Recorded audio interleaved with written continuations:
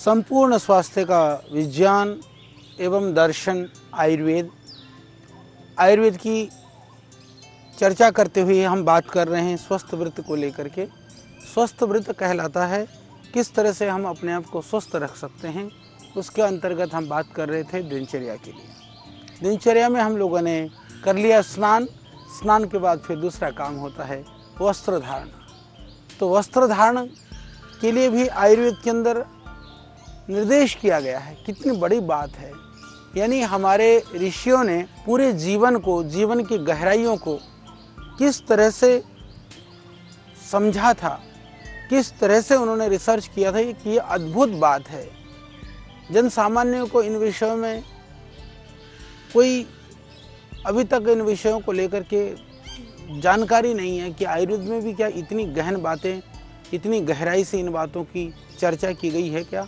तो उन्हीं विषयों के लिए हम चर्चा कर रहे हैं। वस्त्र धारण ऐसी तो कोई चीज़ नहीं, वस्त्र के लिए आप कहेंगे कि क्या है, वस्त्र जैसा मन करे वैसा पहन ले, नहीं। वो कहते हैं कि स्नान के पश्चात सदैव स्वच्छ वस्त्र धारण करें, सुंदर करें। और वस्त्र कैसे होने चाहिए, बोले सौम्य वस्त्र होनी चाहिए। सौम्य वस्त्रों से शरीर की आकर्षकता बढ़ती है, और ऐसे वस्त्रों का यदि हम धारण करते हैं तो आयुर्वेद के ऋषि कहते हैं कि आयु की वृद्धि होती है।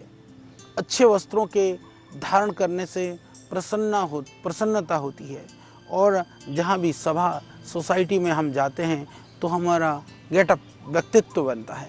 व्यक्तित्व बनाने के फेर में कहीं हम अलग अलग दूसरे तरह के विकारों में फंस गए हैं। व्यक्तित्व बनने से विकारों से विमुख हो जाता है आदमी। तो इसलिए वस्त्र जो है कहा कि अशुभ से बचाता है। तो कहीं आपके जीवन का अशुभ का कारण आपका वस्त्र तो नहीं है, ये आपको ध्यान रखना है।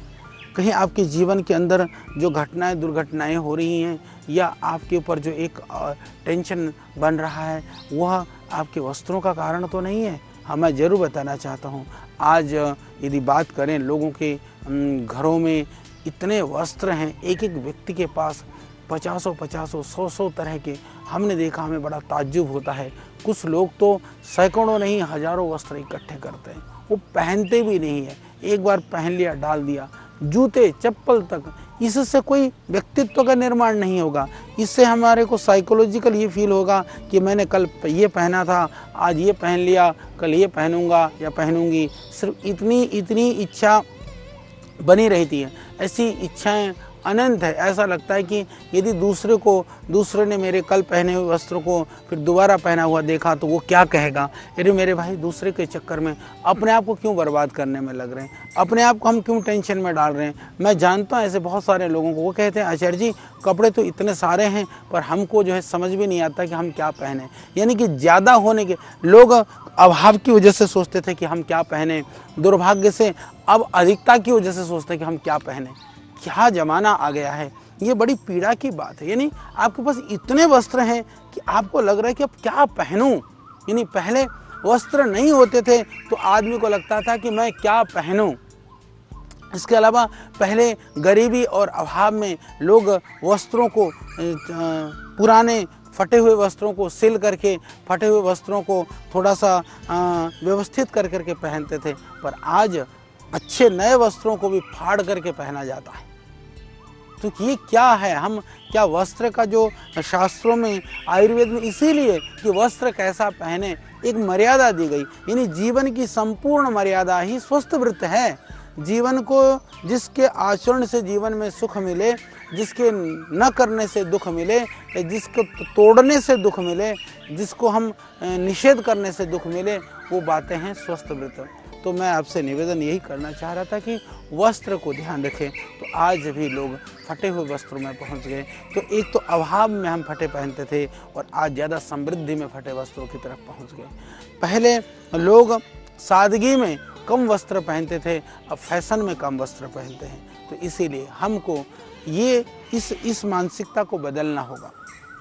यदि आपके पास, तो जब होता था तो 16 श्रृंगार की बात की जाती, जिनके पास साधन होते थे पूरे वस्त्रों के धारण करने की बात की गई है। तो इसीलिए हमारे लिए बहुत ज़रूरी है कि वस्त्र से बोले अशुभ से बचाता है। पर फटे, मैले, कुचैले, चलो आज मैले कुचैले आप नहीं पहनते, फटे तो पहनते हो ना। तो जो फटा हुआ वस्त्र है वो शुभ का प्रतीक नहीं माना गया है। इसी तरह से जो आधे अधूरे कपड़े हैं उनको शुभ का कारण नहीं माना गया है। तो सावधान, यदि जीवन में आपको शुभ चाहिए, यदि अपने जीवन में कल्याण चाहते हैं, तो आपको सावधान होना होगा कि ये जो फैशन में ही सही, पर ये फटे हुए, ये आधे अधूरे कपड़े कभी भी ना पहने। इसी तरह से कहा कि वस्त्र जो है हमको ऋतुओं के जो कुप्रभाव है, सर्दी गर्मी आदि से बचाता है। हमको जहाँ दौड़ना चाहिए दूसरों के लिए शुभ के लिए, दूसरों के कल्याण के लिए, दूसरों की सेवा के लिए, दूसरों के सहयोग के लिए तो हमको दौड़ना चाहिए था। उसके लिए तो हम नहीं दौड़ते हैं, पर दूसरे दुखाने के चक्कर में दूसरे कहे वाह क्या पहना हुआ है, क्या जच रहा है, क्या जच रही है, इस फेर में हम अपने आप को कहीं ना कहीं पूरा एक जैसे कहा ना कि दूसरों के चक्कर में हम घनचक्कर बन जाते हैं। तो इसीलिए शास्त्रों में कहा कि ऋतु के अनुसार ही वस्त्रों का धारण करना चाहिए, और ऋतुओं के अनुसार कलर का भी चयन किया आयुर्वेद के अंदर। कहा कि गर्मी में कैसे वस्त्र करें, जैसे सफ़ेद है, हल्के रंग के वस्त्र हैं, या थोड़े से जो लाइट कलर हैं, थोड़े से ढीले वस्त्र हैं, ऐसा वस्त्र धारण करने के लिए कहा कि गर्मी में करना चाहिए। उससे क्या होता है कि उससे शरीर में पसीना भी जल्दी सूखेगा, और हल्के कलर के होने की वजह से वो आपको गर्मी से भी थोड़ा सा बचाएगा। इसी तरह से कहा सर्दियों में कैसे वस्त्र पहने, कहा सर्दियों में भारी रंग के वस्त्र पहनना चाहिए, गहरे रंग के वस्त्र पहनना चाहिए, और थोड़े से ऊनी आदि जैसे जो गर्म वस्त्र हैं वो पहनना चाहिए। ये कितनी बड़ी बात है। ऋषियों ने देखो हमारी कितनी चिंता की है ना। इतनी समृद्धशाली संस्कृति, इतनी मर्यादाशाली संस्कृति वो कभी कहीं दुनिया में नहीं है, ना कभी रही है। हमको इसकी महत्ता को समझना होगा, उन ऋषियों की बातों की ओर ध्यान देना होगा। ऋषि लोगों का कोई स्वार्थ नहीं था। यदि उन्होंने हमारे लिए कुछ उपदेश दिया, यदि उन्होंने हमारे लिए कोई बात कही है, तो ये जरूर हमको ध्यान देना चाहिए।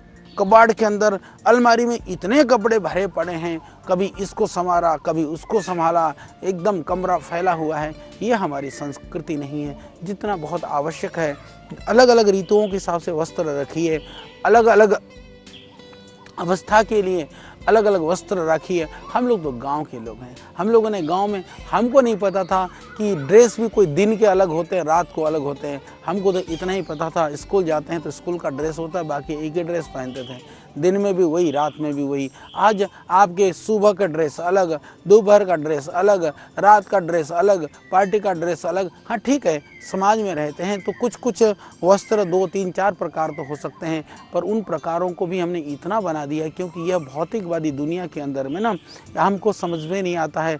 लोग जो व्यापार करने वाले लोग हैं वो इतने बुद्धिशाली कहिए, चाहे वो इतने तेज होते हैं कि वो लोग क्या कर देते हैं कि अलग अलग वैरायटी, यानी कि एक आदमी के पास यदि आप टोटल वस्त्रों की संख्या करें तो रात्रि के वस्त्र चलो अलग है, दिन के अलग हैं और प्रातःकाल के अलग हैं। रात्रि के कपड़े तो आप 2-3 ही जोड़ी रखने से भी काम चल सकता है, क्योंकि रात को पहनना है, घर में रहना है। एक पहन लिया, दूसरा धो गया, दूसरा पहने। पर आप देखेंगे कि रात्रि के ड्रेस में भी वैरायटीज़ हैं, विविधता है, यानी कि 30-40 तरह के तो रात के ही हैं, 50-100 तरह के दिन के हैं।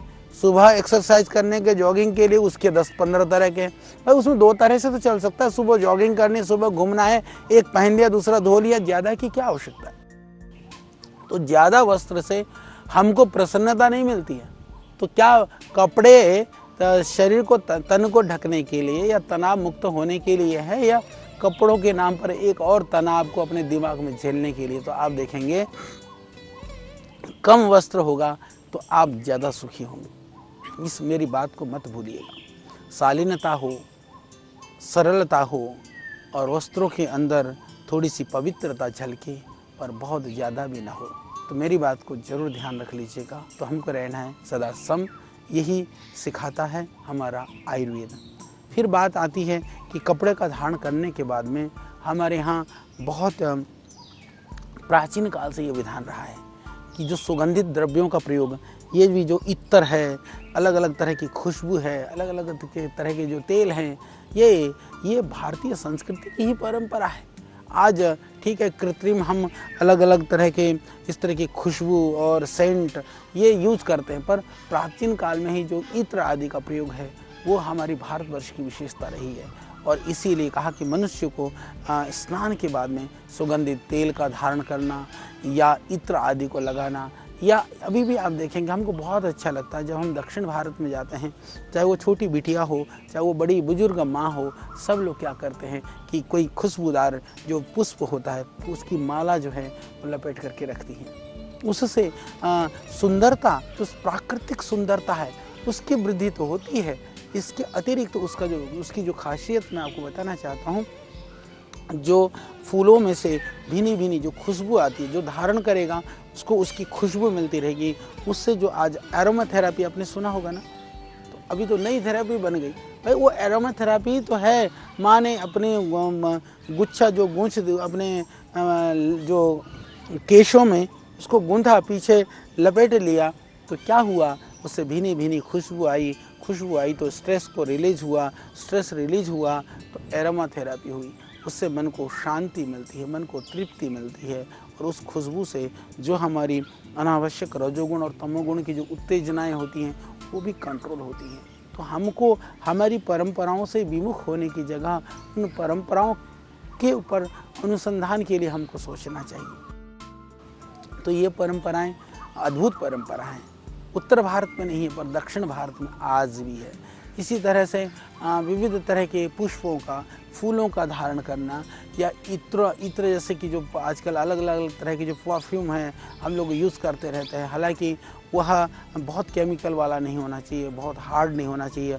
कभी कभी तो लोग इतना परफ्यूम पोत लेते हैं कि दूर तक आदमी को सहन नहीं होता, यानी ज़्यादा तेज़ परफ्यूम भी यदि वो शरीर के लिए हानिकारक है, वो आपके नाक को सूंघने की शक्ति को कहीं ना कहीं विकृत करता है। तो खुशबू तो होनी चाहिए, वो मधुर होनी चाहिए, वो सौम्य होनी चाहिए, वो प्राकृतिक होनी चाहिए। ये हमारी संस्कृति तो हमको सिखाती है। तो इससे क्या हो जाता है, सौम्य हो, मधुर हो, प्राकृतिक हो, उससे शरीर का आकर्षण बढ़ता है, आयुर्वेद कहता है। और आकर्षण के अलावा शरीर की पुष्टि और तुष्टि, आयुर्वेद कहता है कि पुष्टि और तुष्टि के लिए और शारीरिक सुंदरता के साथ में मानसिक सुंदरता के लिए और आंतरिक प्रसन्नता के साथ साथ में सात्विकता के लिए हमको इनका धारण करना चाहिए। इससे मन बहुत खुश रहता है, जिससे कि ये कहा कि जब मन प्रसन्न रहेगा, सात्विकता बढ़ेगी, तो स्वाभाविक है कि उससे आयु की वृद्धि भी होगी।